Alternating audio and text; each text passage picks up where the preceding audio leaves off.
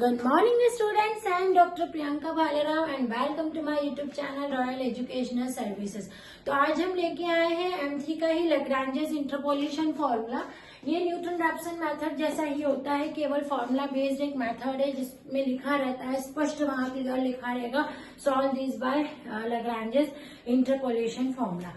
तो हम एक क्वेश्चन देख लेते हैं इसका। The values of x and y is given. Question है आपको the value of x and y are given below। x and y की आपको वैल्यू यहाँ पर देके रखिए, x देके रखा है और y देके रखा है, टेबुलर फॉर्म पूरा आपको एक देके रखा है। इसकी कुछ वैल्यूज है इसमें, x इक्वल्स टू 5, 6, 9 और 11 और उसके कॉरस्पॉन्डिंग जो आपकी y की वैल्यूज है वो 12, 13, 14 और 16, 12, 13, 14 और 16 है ना। तो हमें क्या फाइंड करनी है, find the value of y when x is equals to 10। यहाँ पर क्या क्या फाइंड करनी है, find value of y when x is equals to 10। जब x की वैल्यू 10 गिवन हो, यहाँ लिखा रहता है बाय लैग्रेंजेस इंटरपोलेशन मेथड या फॉर्मूला, जो भी आपको यहाँ पर गिवन हो वो एक ही चीज है दोनों, है ना।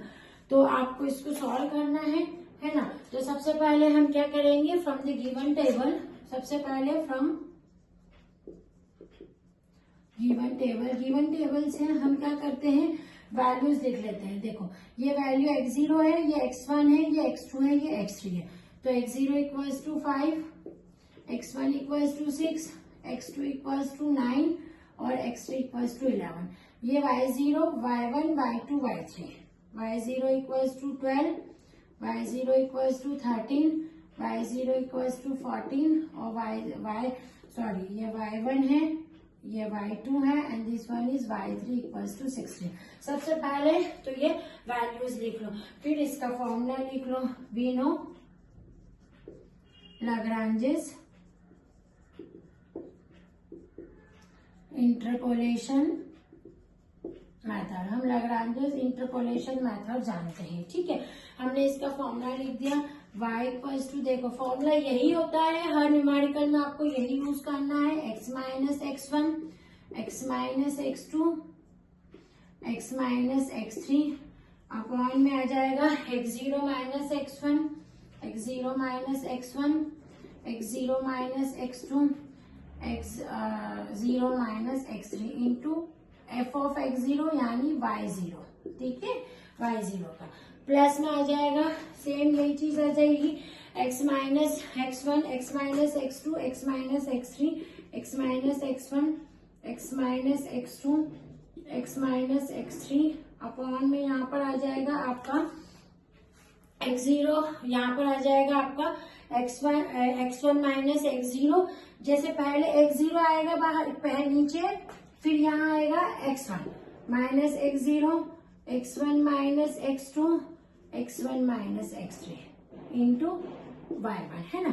अब थर्ड पॉइंट देखो, ऊपर वाला तो सेम आएगा, x minus x1, x minus x2 और x माइनस x3, ऊपर की लाइन फॉर्मूले में सेम आती है। यहाँ x0 था, यहाँ x1 है, तो इसका बाद क्या आएगा, यहाँ x2 minus x0, x2 minus x1 और x2 माइनस x3। आ रही मेरी बात समझ में। और इंटू में क्या आएगा, y3 कर दिया। अब नेक्स्ट वाला देखो, अपने मन से ही बना लोगे तुम, ऊपर वाला सेम होता है इसके अंदर, x minus x1, x minus x2, x minus x3। अब नीचे वाला बताओ क्या आएगा, ये x2 है, यहाँ x0 था, x1 था, x2 है, तो इसके नीचे क्या आएगा, ये x3 आएगा ना। तो हम क्या लिखते हैं, x3 minus x0, x3 minus x2 और x3 माइनस x1 है ना, सॉरी 0 के बाद x1 और x3 माइनस x2। यहाँ किसका मल्टीप्लाई हो जाएगा, y4, है ना। y0, y1, ये y2 है, सॉरी है ये y2 है, यहाँ मल्टीप्लाई हो जाएगा y3।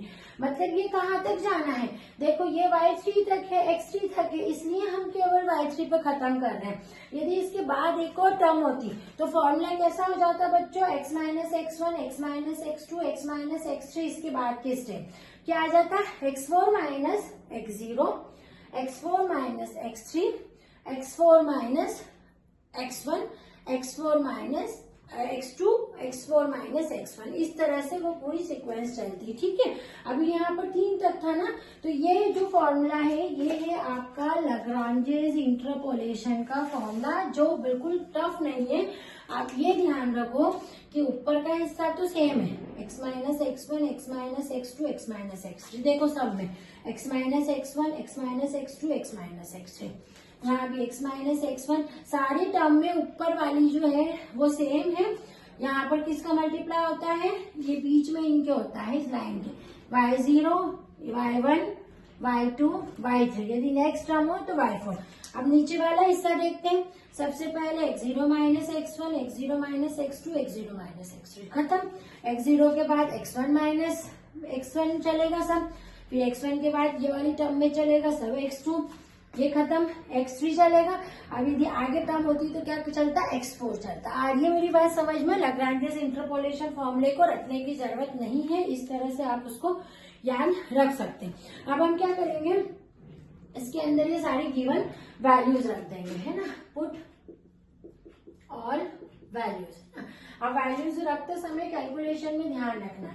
अभी देखो यहाँ पर आपने वैल्यू रखी, अब x की वैल्यू कितनी दे के रखी थी, यहाँ पर 10, तो अपन इसमें रख देते 10 माइनस x1 की वैल्यू कितनी है 6 रख दी, है ना। फिर ये हो गया 10 माइनस x2 की वैल्यू कितनी है 9, फिर हो गया 10 माइनस x3 की 11। आगे पहली लाइन खत्म आपकी। फिर उसके बाद में आपकी x0 की वैल्यू कितनी है, यहाँ पर 5 है, तो अपन रख देंगे 5 माइनस x1 की वैल्यू कितनी है 6, फिर उसके बाद में x0 यानी अगेन 5 माइनस x2 की वैल्यू है 9। वैल्यूज ध्यान से रखेंगे, क्योंकि वैल्यूज यदि ध्यान से नहीं रखी गई तो आंसर जो गलत हो सकता है। इंटू y ऑफ 0 इंटू यानी 12 वैल्यू है। ठीक है, ये सारी मैंने यहाँ पर वैल्यूज रख दी है ना। अब नेक्स्ट इसमें भी आप वैल्यू रखो इसकी, plus x minus x1, x की वैल्यू कितनी है 10, x1 कितना है 6 रख दी, फिर कितना हो गया 10 माइनस x2 कितना है 9 रख दिया, फिर x माइनस x3, तो ये हो गया 10 माइनस आपका 11। इसको बंद कर, नीचे आए x1 कितना है बच्चों 6 माइनस x0 यानी 5 है ना, फिर x1 6 माइनस x2 यानी 9, फिर 6 माइनस 11, है ना। अब y1 की वैल्यू कितनी स्टूडेंट्स 13 इंटू 13 कर दिया, प्लस अब नेक्स्ट वाला इसमें रखते हैं।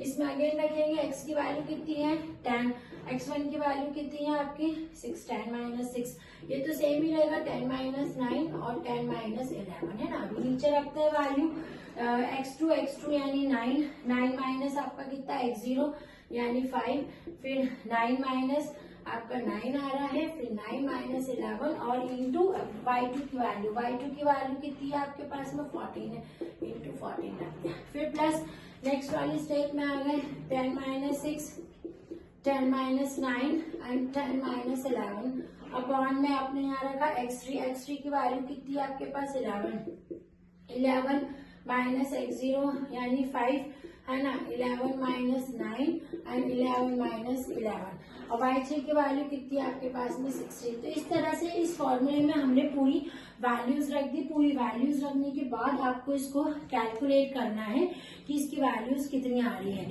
इसको कैलकुलेशन पूरा आप करेंगे तो इसकी वैल्यू जो आपकी आएगी वो 14.67 आएगी। आप इसको कैलकुलेट कर ले, आपको कैलकुलेटर भी अलाउड है न्यूमेरिकल मेथड में।